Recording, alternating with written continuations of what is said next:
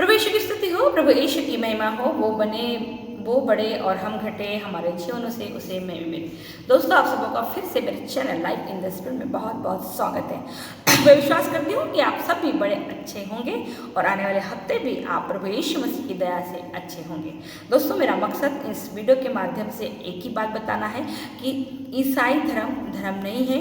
ये एक मैसेज है जो पूरी दुनिया में, पूरे मनुष्य जाति में फैलना चाहिए, क्योंकि हर एक व्यक्ति को अपनी आत्मा को बचाने का मौका मिलना चाहिए। हम शरीर, प्राण और आत्मा में बने हुए हैं। आप जानते हैं कि शरीर 5 तत्वों से मिलकर बना हुआ है। आत्मा, आप जानते हैं कि हमारे ईश्वर पिता परमेश्वर ने अपनी सांसों को हमारे नथनों में फूंका और हम एक जीवंत प्राणी हो गए। और हमारे प्राण हमारा ब्लड है, हमारा डीएनए है, हमारा स्वभाव है, हमारा चरित्र है, जिसे आपको और मुझे क्या करना है, बदलना है। मुक्तिदाता उद्धारकर्ता यीशु मसीह है। लेकिन आज हमारा मनुष्य जो है, स्पेशली कलीसिया, ईसाई कलीसिया, क्रिश्चियंस कलीसिया, इस शरीर प्राण आत्मा का जो मिलन है, इसकी कहानी को टोटली भूल चुकी है। वो सिर्फ शरीर में ही जो भी बोना है शरीर में ही बो रही है, जो भी काटना है शरीर में ही काटेंगी। लोगों को लगता है सिर्फ दारू पीना, खर्रा खाना, सिगरेट पीना या बीड़ी पीना, तम्बाकू खाना यही नशा है। नहीं दोस्तों, हर वो चीज़ नशा है जिसके लिए वजह से आप परेशान हो जाते हो। यदि आपको सुबह चाय नहीं मिली, आप परेशान हो, वो नशा है। यदि आपको मटर खाने को नहीं मिला, आप परेशान हो गए, तो परेशान हो। आपने जो लाइफ स्टाइल आपकी बना के रख दी है, यदि उसमें कुछ भी गड़बड़ी हुई और आप यदि परेशान हो गए, वो नशा है। मोबाइल नशा है। यदि किसी ने आपको मोबाइल हाथ लगा दिया या किसी ने आपका मोबाइल को गलती से कुछ खोल दिया, आप परेशान हो गए, नशा है। इन सब से हमारे को मन फिराना है। सिर्फ दारू, सिगरेट, बीड़ी, तम्बाकू, खर्रा नहीं, ये सब चीज़ें हैं। क्योंकि उस वक्त जब प्रभु ने वचन दिया था, तब ये सब चीज़ें नहीं थी। तो फिर प्रभु किस चीज़ से मन फिरा? हर वो आदत जिसकी वजह से हम चिड़चिड़े हो जाते हैं, परेशान हो जाते हैं, गुस्सा हमको आता है, वो हर आदत से हमारे को मन फिराना है। यहूदी लोग इसीलिए तो नहीं क्रॉस कर पाए ना, वो बुजुर्ग लोग, पुराने लोग कनान देश में। क्यों? क्योंकि उन्होंने जो 400 साल तक जो उनके डीएनए में जो आदतें थी पूरी घुस के, वो खाने पीने, मरने, सोने, उनको बहुत मार धाड़ पीट के तकलीफ के साथ जिंदगी जीने की इतनी आदत हो गई थी और उनका उसमें मजा आ रहा था। इसलिए वो हर बात पे भुनभुनाते थे। उनको संडे को मटन नहीं मिला तो भुनभुनाते थे, एक सामान खाना मिला तो भुनभुनाते थे। प्रभु ने उनका खाना, उनकी लाइफ स्टाइल उनको कनान देश में नहीं ले गए। सिर्फ जो न्यू बच्चे थे, 40 साल के ऊपर के जितने भी लोग थे, उसमें से एक भी व्यक्ति वहाँ नहीं गया, सिर्फ यहोशुआ और कालेब को छोड़ के। इवन मूसा और हारून भी नहीं गए। इतना सटीक है हमारा ईश्वर। दोस्तों, इस पर बहुत मनन चिंतन करना है। किसी नहीं, वो लोग बोले नहीं गए, तो क्या वो आदतें आप मेरे में भी है क्या? तो क्या है हमारा डीएनए? हमको हमारा डीएनए बदलना है। और डीएनए क्या है? डीएनए हमारा स्वभाव, हमारा चरित्र, हमारी आदतें हैं जो कहीं ना कहीं हम पे भारी हावी है। हम खुद से ही हारा हुआ जीवन जीते हैं और जब हम अपनी इच्छा पूरी नहीं कर पाते तो हम परेशान हो जाते हैं और दूसरे पे भारी हो जाते हैं, गुस्से होते, चिड़चिड़े हो जाते हैं। जब आपकी इच्छा है वो पूरी नहीं हो रही, मत दुखी होइए। प्रभु के नाम में टिप्स हो गए, किसी और की सही। यही तो हमारी शारीरिक इच्छा है। अपनी शारीरिक इच्छाओं को तो मारने को पौलुस कह रहे हैं, लेकिन आज महत्वपूर्ण पार्ट ये है कि हम अपनी शारीरिक इच्छा को मारना चाहते नहीं। हर परिवार में कुछ भी बातें आत्मिक होती नहीं, सब शारीरिक बातें होती हैं। मैं अच्छा पढ़ लो, लिख लो बेटा, अपने पैरों पे खड़े हो जाओ, कुछ बन जाओ। फिर कुछ बन के क्या करने आए? आपने जो किया वो भी वही करेंगे ना। वो भी शादी करेंगे तो बच्चे पैदा करेंगे, A for apple, B for ball, baby, C for cat, D for dog, यही तो करेंगे। अलग क्या करेंगे? फिर वो बड़े हो जाएंगे, वो अपने बच्चों को पढ़ाएंगे लिखाएंगे। मे बी ये आपने अपने बच्चों को थोड़ा कम लेवल में पढ़ाओ और ज़्यादा लेवल में पढ़ाएंगे। आपके पास 4 तोला सोना था तो वो 40 किलो सोना रखेंगे। लेकिन बेसिक क्या है? ये तो शरीर की ज़रूरत है ना। क्या आपने आपके बच्चों की आत्मा को बचाया? कि आपके जो बच्चे वो अपने बच्चों की आत्मा को बचा रहे? एक अच्छा जीवन जीने का मतलब लोगों को लगता है कि सबको जैसे बोलना, ज़्यादा बात नहीं करना, अपने घर से निकल के ऑफिस जाना, ऑफिस आके घर में आना। बहुत अच्छा। किसने बोला भाई? प्रभु ने बोला तुम सामाजिक प्राणी हो। आप देखिए 3.5 साल के जीवन में प्रभु कभी भी घर में बैठ के नहीं रहा, कंटिन्यू प्रचार किया। एक सेकंड भी प्रभु ने आराम नहीं किया, विश्राम नहीं किया। उसने आया अपने दुनिया में, अपनी सारी जिम्मेदारी पिता ने जो भी जिम्मेदारी थी पढ़ की और अपना काम करके वापस अपने पिता के पास टाइम जाके बैठ गया। इसका मतलब आपको मुझे इतने साल हम जी रहे क्या हमने पिता की कोई इच्छा पूरी की है?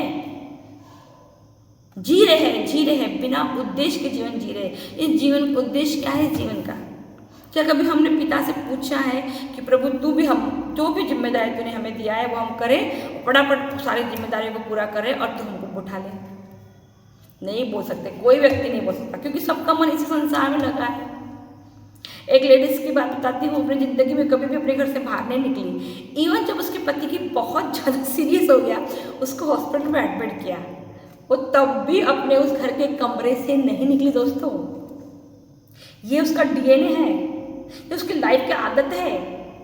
आज मनुष्य ऐसा ही हो गया है, कैद में हो गया है। अब हमारी आदतों के इतने गुलाम हो चुके हैं कि हमको पाप करने के लिए बाहर जाने की ज़रूरत नहीं है, किसी का मर्डर करने की ज़रूरत नहीं है, किसी को गाली देने की ज़रूरत नहीं है। हम खुद ही हमारे आदतों के इतने गुलाम बन चुके हैं कि हम अपने आप में ही प्रभु से दूर हो चुके हैं। शैतान का एक ही काम है, और वो काम ये है कि आपको और मुझे ईश्वर से दूर करना। वो कैसे भी हो। बहुत से लोग बोलते हैं भाई मैं तो किसी से कुछ बातचीत नहीं करती, मेरा 7 बजे टीवी लगा लेती अपना, मेरा मोबाइल में रहती, किसी से कुछ नहीं, जैसे गुड मॉर्निंग बस हो गया, थोड़ा झाड़े पानी, थोड़ा आंगन में पानी। हमारा तो सबसे बहुत अच्छा भैया, हम किसी करके लेने देने में रहते हैं। तुम संसार में आए काहे को भाई? तुम किसी के लेने देने में ही नहीं रहते। तो प्रभु ने आपको मनुष्य बना के भेजा है, तो मनुष्य के तो काम आओ। प्रभु ने बोला सेवा करो एक दूसरे की। जब आपको किसी के लेने देने में रहेंगे नहीं, तब सेवा किसकी करेंगे? यानी पूरा प्रभु का जो वचन है ना, हमने अपने हिसाब से मत कीजिए ऐसा। प्रभु बहुत ही सरल है, सिंपल है। वो अपने को आपको समझाना चाहते हैं कि इस संसार में कुछ भी मत बटोरे से। तो उसने उस विधवा को और उस रईस व्यक्ति को दोनों को भी एक के लेवल में ला के रख दिया। उसने उस विधवा ने जो उसने पूरा दिन भर का पैसा डाल दिया दान में, उसको भी आशीर्वाद दिया, महान काम नहीं किया, बहुत अच्छे। और जो व्यक्ति आया था बोला मैं स्वर्ग राज्य जाने के लिए मुझे क्या करना है? तो बोलता तुम में एक कमी है। क्या कमी है? तुम अपना सब कुछ बेच के मेरे पीछे चलो। थोड़ा सा रखने को नहीं बोला, थोड़ा सा रख देना फिक्स डिपॉजिट करके अपने बच्चों के लिए, आने वाली पीढ़ी के लिए। ऐसा कुछ बोला क्या? अब आप इसी संसार में अपना मन लगा के बैठे हैं, अपने बच्चों को सेटल करना चाहते हैं। और सेटल करने की ज़रूरत आपको है क्यों? आपको तो सिर्फ अपने बच्चे को एक पढ़ा लिखा के उसके पैरों पे खड़ा कर दीजिए, आगे फिर उसकी ज़िंदगी वो चीज़ यहूदी लोग करते थे। वो शादी के बाद अपने बच्चों के साथ कोई रिलेशनशिप नहीं रखते थे। हाँ, मिलना जुलना आजू बाजू में रहना, एक में दुख सुख में वो आना जाना करते थे, लेकिन उनका पर्सनल लाइफ वो बिल्कुल मदद नहीं करते थे, क्योंकि प्रभु शैतान ने उन्हें बताया है शादी बहुत बड़ी जिम्मेदारी है। लड़के को अपने परिवार का खर्चा पर उठाना ही उठाना है, लड़की को अपना घर संभालना ही संभालना है। आज लड़की भी नौकरी पे जा रही, लड़का भी नौकरी पे जा रहा, बच्चे पैदा करके संभालेगा कौन? बच्चे को सब तो भी संभालेगा। तो मान लीजिए मेरा बच्चा है, मेरे माँ बाप पाल रहे, तो मेरे माँ बाप जब उसको पालेंगे तो वो अपने डीएनए से पालेंगे ना। उनके जो स्वभाव उनमें बचपन में थे वही उनको देंगे। तो मैं तो उनको ईश्वर के बारे में डाल ही नहीं पाऊंगी ना। बात समझ में आ रही है? बच्चे आपके हैं, आपने उन्हें पैदा किए हैं, आपने उन्हें जन्म दिया है, उनकी परवरिश की जिम्मेदारी आपकी है। अच्छे बुरे जो भी संस्कार उन्हें आपको देना है वो आप ही को देना है। हाँ, थोड़ी देर के लिए आपके माँ बाप आपके बच्चे को संभालें, ये नहीं है।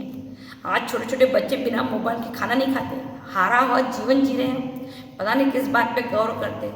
मेरी बेटी डॉक्टर, मेरी बेटी इंजीनियर, बच्चों को ऐसा टच नहीं कर सकते आप, ऐसा चिल्लाते कि क्या बताना। शांति में बच्चे है ही नहीं। ये सब बाइबल में लिखा है कि आने वाले दिनों में ऐसे ही बच्चे होंगे। लेकिन क्या किसी की हिम्मत है किसी के बच्चे को कुछ बोल देने की? कोई माँ स्वीकार करेंगे ये बात कि हाँ मेरा बच्चा ऐसा है करके? लेकिन बाइबल तो कहती है गुण की वजह से। क्यों नहीं? क्योंकि आपने उस डीएनए को निकाला ही नहीं ना।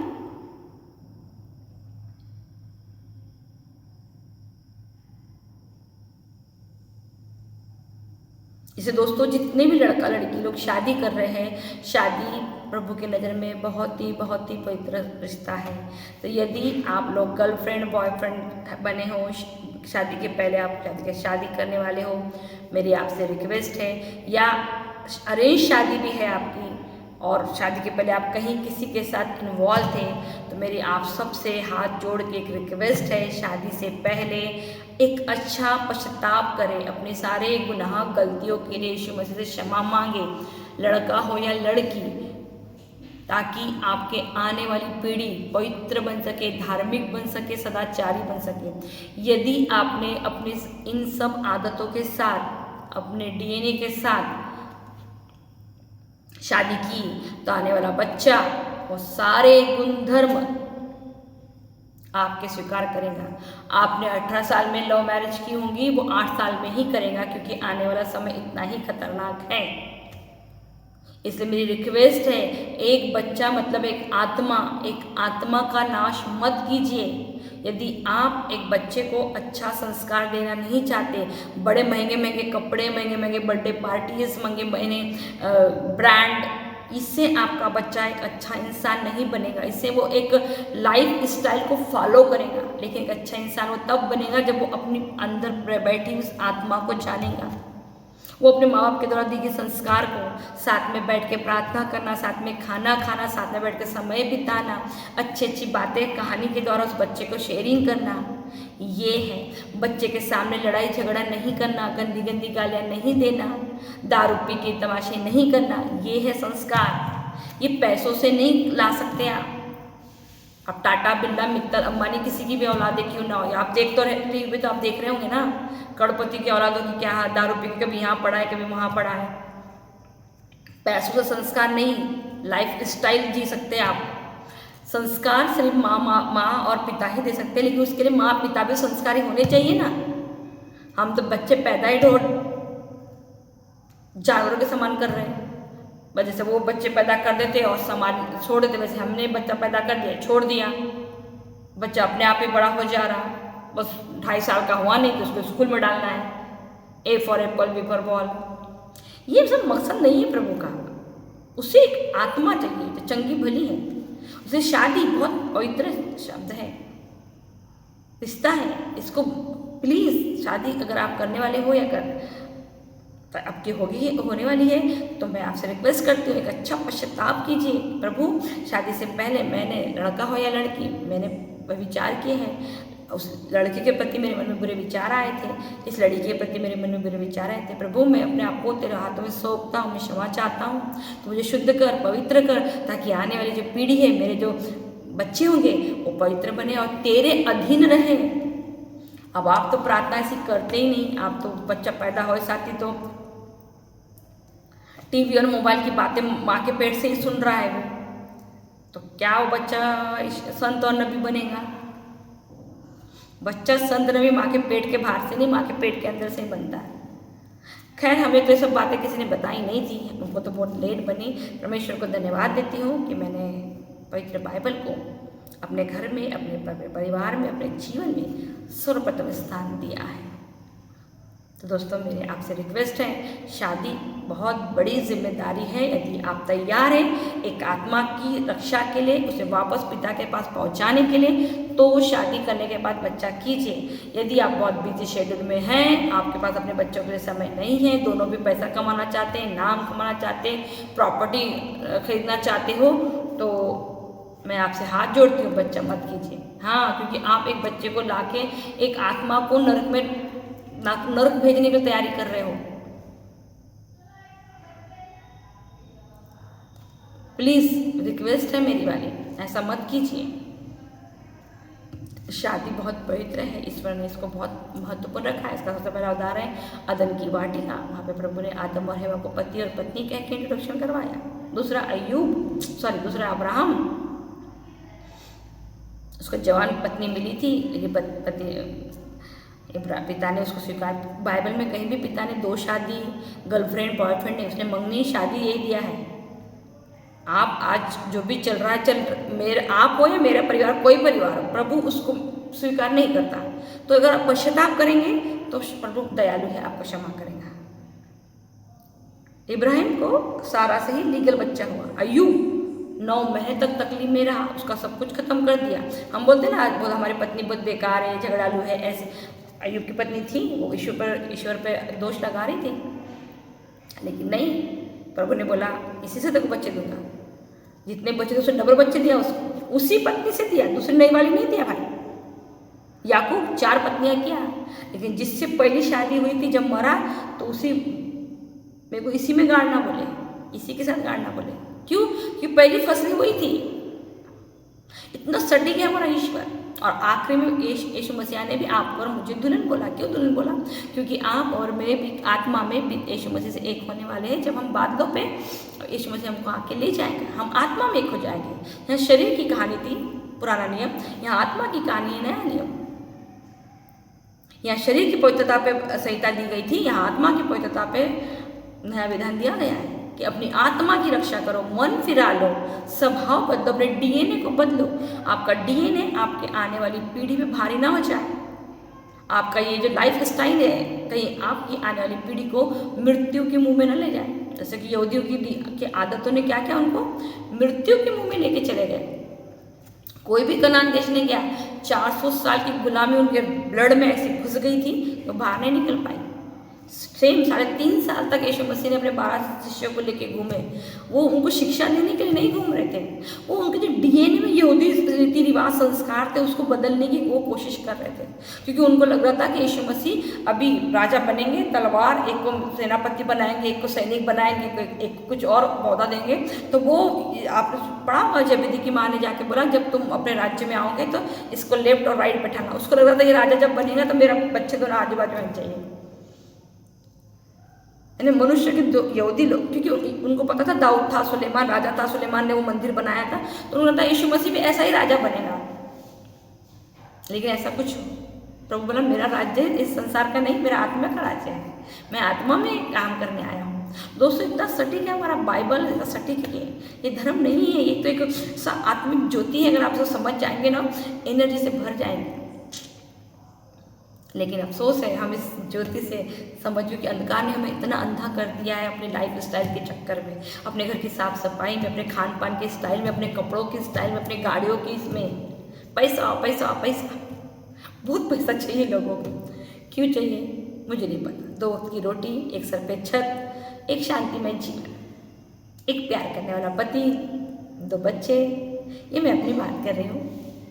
मैं प्रभु को धन्यवाद देती हूँ, बहुत ज़्यादा धन्यवाद देती हूँ एक अच्छा आदम मुझे देने के लिए। एक ऐसा आदम जो बाइबल के अनुसार सही है, एक ऐसा आदम जिसे प्रभु ने कहा अपनी पत्नी को कमजोर जान के तो उसकी क्या करना, रक्षा करना। जैसा तू अपनी पत्नी से ऐसा प्यार करना जैसा मैंने कलीसिया से प्यार किया है। तो प्रभु ने कलीसिया से कैसा प्यार किया है? प्रभु ने कलीसिया के सारे गुनाह, गलती, पापों को क्षमा करके सारे गलती को, दोष को अपने ऊपर ले लिया। अपनी दुल्हन की, अपनी पत्नी की सारी गलतियों को क्या कर लिया, अपने ऊपर ले लिया और अपनी पत्नी को सिर्फ प्रेम किया। ऐसा ही प्यार करने वाला आदम मेरे पास है, इतना अच्छा आदम मेरे पास है। मैं ईश्वर को इसके लिए बहुत कोटि कोटि धन्यवाद देती हूँ। और मैं इवन धन्यवाद नहीं देती हूँ, मैं दुआ करती हूँ जब भी किसी का न्यूली मैरिड होता है कि प्रभु ये सचमुच एक दूसरे के रीढ़ की हड्डी बन जाए, ये इसकी पत्नी और ये इसकी रीढ़ की फसली ये बन जाए, और ये दोनों कभी 2 ना दिखे लोगों को, इनका स्वभाव इतना एक हो जाए कि ये एक दिखे। और ये सब 50 साल की उम्र के बाद मत कीजिए। बहुत से लोग पूरी जिंदगी जवानी चले जाती पैसे कमाने में, घर गृहस्थी में, सोना चांदी, गाड़ी घोड़ा, प्रॉपर्टी खरीदने में।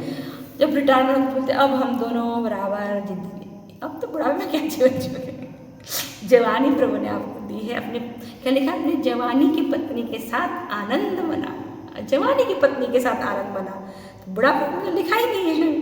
और जवानी में तो मोबाइल और टीवी के साथ आनंद मना रहे। बहुत सुंदर रिश्ता है। कलीसिया को प्रभु ने दुल्हन कहा, और इसलिए प्रभु ने क्या कहा, जो यहूदी रीति रिवाज का कथा है कि भैया एक लड़का जब किसी लड़की को बोले कि मैं आपसे शादी करना चाहता हूँ, तो वो लड़की अगर हाँ कहती है तो लड़का जाके उसके मम्मी डैडी को क्या करता है, मनाता है। लड़की के माँ बाप को जाके, लड़की को लेके बाइक पे घूमता नहीं भाई, पूरी दुनिया ने दिखाता। अब तो शादी होने वाली है, शादी सारे काम पहले कर डालो, ऐसा कुछ नहीं है। शादी सिर्फ लड़की हाँ बोलती है, उसके बाद लड़के का काम है लड़के की माँ बाप को मनाना। यदि लड़की के माँ बाप मान जाते हैं तो लड़का अपना परिवार लेकर जाता है और 7 जन के सामने वो शादी पक्की होती है। कुछ पैसे जो भी लड़की का बाप बोलता है कि इतने इतने पैसे, उस पैसे का एक एग्रीमेंट बनता है। उस एग्रीमेंट में 7 लोगों की साइन लगती है। एक रहता है प्रिस्ट या फादर, पास्टर, जो भी मुखिया, 2 लड़का लड़की, 2-3 हो गए, लड़का लड़की के पिता 4-5 हो गए, और दोनों परिवार के तरफ एक गवाह, 7 लोगों की वो साइन लगी हुई एक होती है।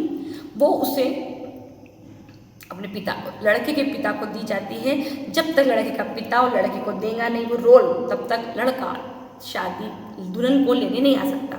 अब लड़का जाके क्या करेगा, जिस दुल्हन को वो लेके आने वाला है उसके लिए वो पहले घर बनाएगा, हाँ, एक कमरा तैयार करेगा। हाँ, यहूदी परंपराओं के हिसाब से जब तक लड़का दुल्हन को लेके नहीं आ सकता, जब तक वो खुद अपने बलबूते पे एक कमरा ना बना ले, हाँ, ताकि उसकी जो पत्नी आए उसके साथ वो अपना पर्सनल समय क्या कर सके, बिता सके। माँ बाप तैयार करके रखते नहीं थे, आजकल का है शादी के पहले एक कमरा तैयार करके रखते थे, भैया तुम अपना बनाओ अपना खाओ। लेकिन लड़का था यहाँ पे, चलो ठीक है ये बात।